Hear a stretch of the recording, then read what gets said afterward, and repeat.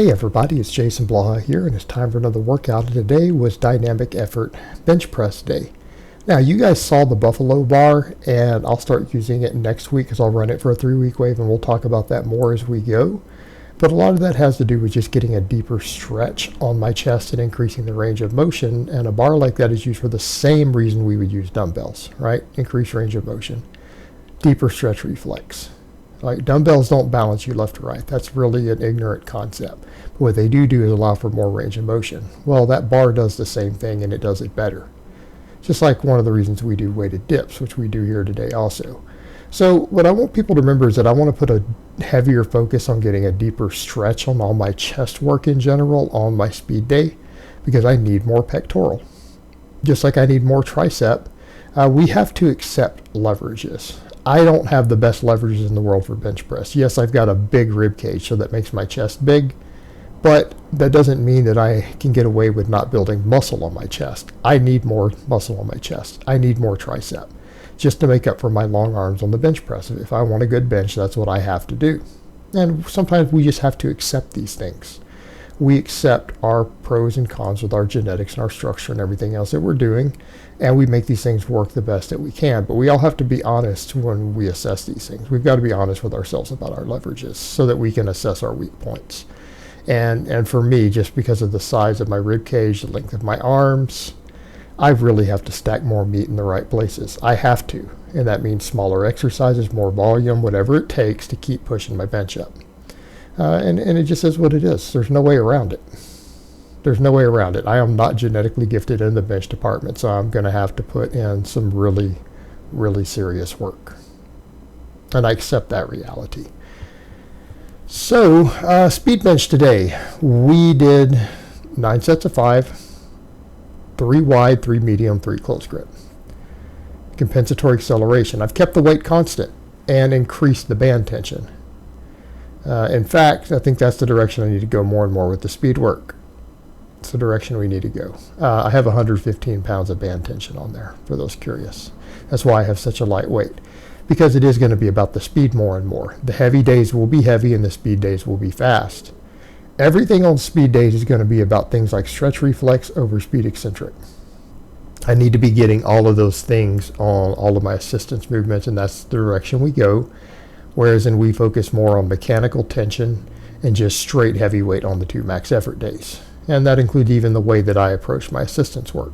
It's the reason I'm doing heavy floor presses on that day is an assistance movement, and I do weighted dips for a little bit higher reps and a stretch reflex on these dynamic days. We're trying to keep those performance elements intact. And while I do other stuff. Now, one of the things that came up too, some people had said, oh, you're not going to lose more body fat by adding the conditioning work in the farmer's walk. It's like, well, yeah, actually I will, because people have noticed it's been a slow recomp. I'm not particularly lean yet, but I've been recompositioning. When you start doing resistance-based conditioning work and you're on a diet that's already allowing you to slowly recomp, you do tend to lose a little bit more body fat. That should just be common sense. Your energy turnover goes up. That sort of training has its own mild muscle building stimulus. So I'm going to go out on a limb and say I think that it will. And it should just be common sense at a certain point. More calories burned, more training stimulus on the same diet. That usually equals a little bit of additional fat loss. It shouldn't be too hard of a concept for people to grasp, but some people do. Not saying it's the primary fat burning tool, that's always your diet. It'll give me a little better energy turnover, and I need the extra conditioning. It brings a lot to the table. I need the extra work capacity, right? Just like all these other performance elements we're adding in, right? We need to be doing some plyometrics. We need to be doing weighted carries and GPP type work. In addition to the heavy lifting, in addition to the speed work, in addition to the training volume.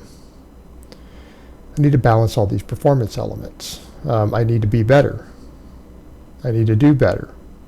So a lot of people are critical of me and say, well, you need to sort of talk the talk, you need to walk the walk. Well, okay, here we go. But don't complain when I start walking the walk, because I am walking the walk day in and day out. So if you're going to be critical of me and complain that you don't think that I do, well, don't start complaining when I finally start doing it. I mean, You got to be realistic about this stuff. I couldn't make my buffalo bar work for the rows. I tried. Unfortunately, that didn't work as well as I'd hoped. I've used them before for benching, and I know how they work for squatting, and so they'll be used for that. So on this today, to get a slightly different training effect, because I really wanted to be able to stimulate more and more upper back, and I was hoping for the extra range of motion it might give. Instead, I did a much wider grip with a little bit lighter weight. And it's pulled to my upper chest. And people would say, why? Because my lats are going to grow no matter what I do, right? And the upper back contributes more to my bench press. My lats are going to grow. My lats would be big from deadlifting alone. Everyone always mentions that with my back. I'm like, guys, yes, I know I do weighted pull-ups. Yes, I know I've done rows, all this other stuff. But my back grows from anything. The back for me grows easily. And I would suggest that lats are easier to grow than people think. It's just that people goof off. They literally goof off and then wonder why they don't have lats. My lats will grow from even this sort of row, even though this is an upper back focused row. A lot of people would almost call this a rear delt row because it does work the rear delts more. But this is an entire upper back variation. So wider grip, high up to the chest, forces me to use a slightly lighter weight. But I need more rear delt. I need more mid trap. We need more rhomboid. We need these muscles to grow. They will improve my big lifts.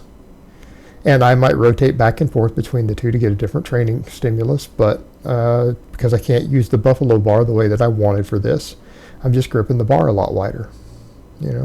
Gripping the bar wider and making sure I'm high up on the chest. And it'll give me the desired response because I need that. I need these areas to thicken up, continue to thicken up. I'm already pretty big up there. I could stand to grow a little more. I could stand to. It'll improve my bench. And it's certainly not going to hurt my bench because these are stabilizers. They're stabilizer muscles for it. So that's going to be the game plan with this. And that's how I did it. I did 6 sets of 6 today. Everything from a dead stop, trying to just kind of get that little bit of a squeeze at the top, but still doing it as a big, heavy compound.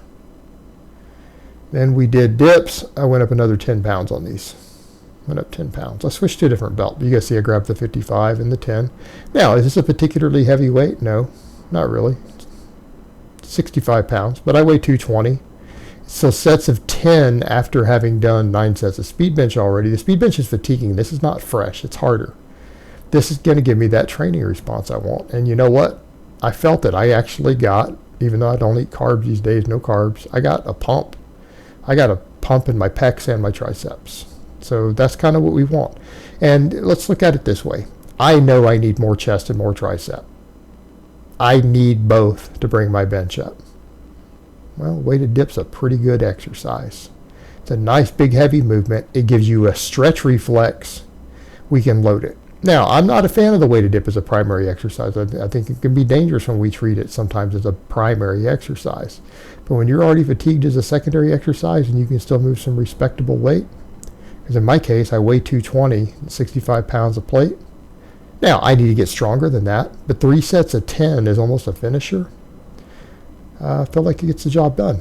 So I'll progress on this for a little while. I'll do it on my dynamic days, but mainly because it's a lift that lets me get a stretch reflex in my chest. Trying to increase that range of motion. Because range of motion on something like that can be beneficial. And sometimes people are going to say, but some of your other exercises, you're focused more on a little bit more of the peak with the bands. Yeah, I am. But that's because that's hitting kind of the weakest point for me in the muscle. And I'm using just the bands to do that. I do them with chains on different days for a more thorough range of motion. But on today, because those are lifts and the way that I'm doing them is beneficial for the stretch reflex and eccentric overloading, that's the way I'm doing them. And it's just to get some variation through the week because I'm still doing the similar movement patterns. Just like we do the different bench variations, there's still a flat bench. We do laterals, even though I might do them with bands this way, and it is focused on an overspeed eccentric because the eccentric of the band pulls it down. The thing with a lateral, the reason you get away with stuff like this is what? Because the side delt doesn't really work on the bottom half of the lateral raise. But we get an eccentric overload due to the band jerking you back down at the top. So if you get enough training volume with it, it will work. Now, is this fairly bro in the sense that I'm really putting some higher reps into a muscle like that? Of course it is. But It's also a bro muscle. Building your side delts up really is just done to enhance aesthetics. At a certain threshold, it doesn't really become that beneficial anymore other than just some bench stability. But it is probably one of the only vanity exercises I'm going to be doing these days, and it's purely to get wider shoulders, look bigger on YouTube, because I already have really ridiculously wide shoulders in person. It's just that they don't look round and capped, and I'm competing against guys blasting a lot of gear, so I have to get my delts more capped, and this sort of stuff's going to be the only way I can pull it off, unfortunately. And it doesn't take much time. This took 5 minutes out of my day. Come and do this 5 minutes twice a week for the extra volume. It really isn't a big loss in the grand scheme of things. But it's not that critical either. Not that critical. Now, some people again will comment here, oh, you're loose skin. Well, that's just the nature of stuff, guys. I'm going to have loose skin. I lost 100 pounds of fat. Will it continue to tighten up as I lose more body fat? Sure. Will I possibly have to deal with the fact that I might have loose skin the rest of my life? Yep. Just going to deal with it. And people have got to remember that. You just have to deal with these things. If you can't do anything about it, don't worry about it. Do what you can do. In my case, I can gain muscle, I can lose fat. The skin may or may not tighten up, but I'm looking pretty big. Definitely can see it there. Slowly getting leaner. And just keep working at it. Keep getting better. All we can focus on is self-improvement. And here's what I would say. If you can't change something like that, don't worry about it. Worry about the things you can change. Here's what I can change. I can get stronger. I can gain muscle. I can lose fat. I can get more athletic. I can jump higher. Right? I can change those things. So I'm going to focus on those. Just be the best version of myself. And that's what I'm working on for me in my personal life, my training, everything else. I'm just trying to be a better version of me. I haven't always been the best person in the world. I know that. So I'm just going to improve that. So with these, the same thing. If you look at the data, even on curls, there's not really that much bicep activation near the bottom. So with this stuff, I'm just focusing on the stretch reflex I get from the overspeed eccentrics and the bands pulling it down. And the chains, I'm more worried about getting that better range of motion with the chains because it does it better than the bands. But this will get the job done. Create some micro tears, eccentric overloading, and it'll give me bigger arms. So I hope it has been informative, and I will talk to you guys next time.